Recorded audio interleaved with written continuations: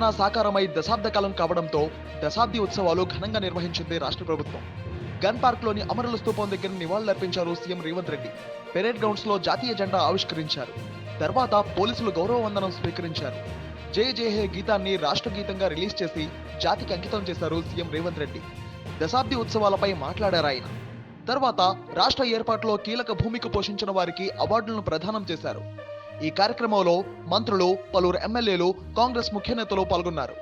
అలాగే tank bund పై తెలంగాణ ఆవిర్భావ వేడుకలు అట్టహాసంగా జరిగాయి. తెలంగాణ హస్తకళలు, ఉత్పత్తులు, వివిధ రకాల ఫుడ్ స్టాళ్లు ఏర్పాటు చేశారు. ట్యాంక్ బండ్ దగ్గర ఏర్పాటు చేసిన స్టాళ్లను సీఎం సందర్శించారు.